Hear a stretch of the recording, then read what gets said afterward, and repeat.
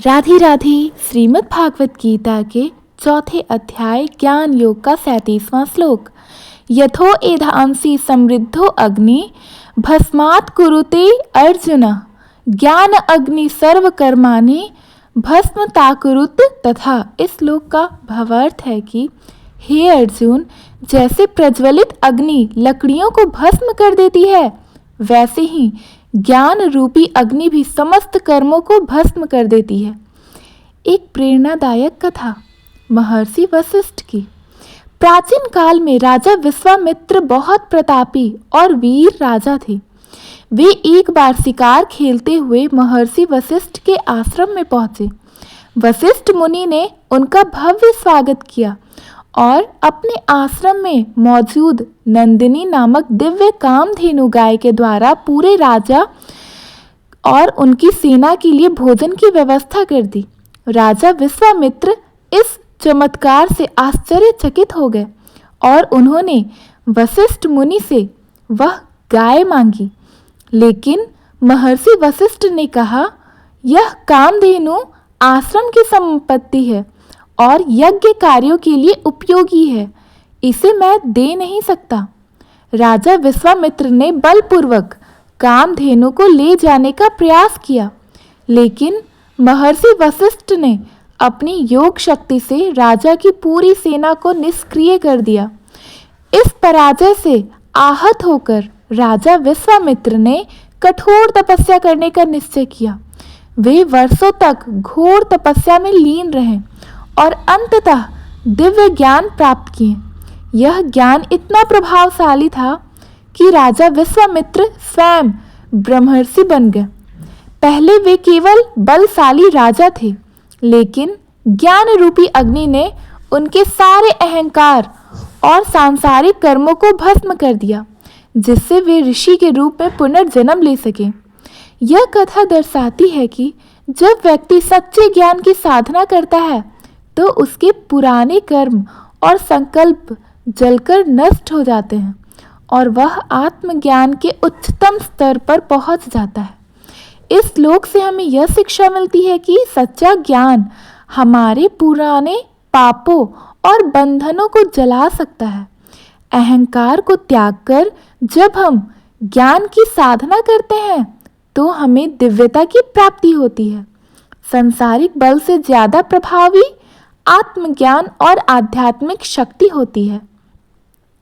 38वां श्लोक।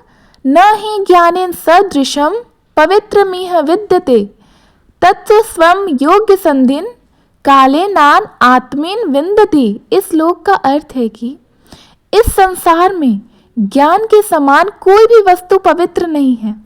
जो व्यक्ति योग के द्वारा पूर्ण सिद्ध हो जाता है, वह समय के साथ इस दिव्य ज्ञान को अपने भीतर ही प्राप्त कर लेता है।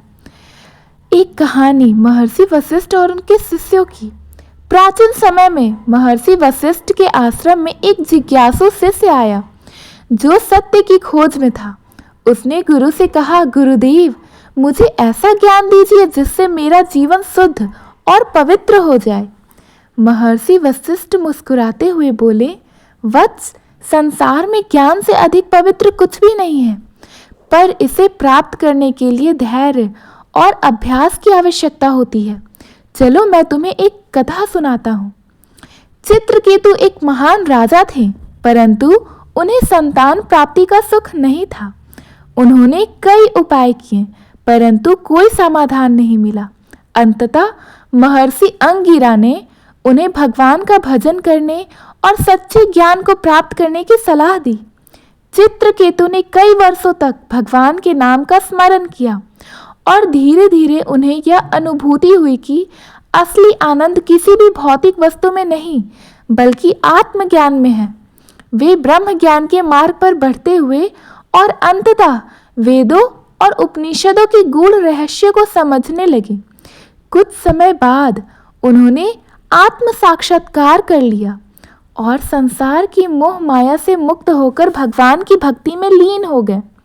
महर्षि वशिष्ठ ने शिष्य से कहा, हे वत्स, जिस प्रकार राजा चित्रकेतु ने ज्ञान प्राप्त कर लिया है, उसी प्रकार यदि तुम भी नियमित अभ्यास करोगे, भक्ति करोगे और संयम रखोगे तो समय के साथ यह ज्ञान तुम्हारे हृदय में स्वतः प्रकाशित हो जाएगा। इस श्लोक से हमें यह शिक्षा मिलती है कि ज्ञान से अधिक पवित्र कुछ भी नहीं है। सच्चे ज्ञान की प्राप्ति के लिए धैर्य और सतत अभ्यास आवश्यक है। सांसारिक इच्छाएं अस्थायी होती है, परंतु आत्मज्ञान हमें सच्चे आनंद की ओर ले जाते हैं।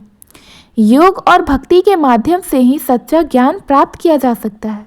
धन्यवाद। अगर आपको इस श्लोक का अर्थ अच्छा लगा तो प्लीज़ हमारे वीडियो को लाइक करें, अपने फ्रेंड्स फैमिली में शेयर करें और सब्सक्राइब करना ना भूलें। धन्यवाद।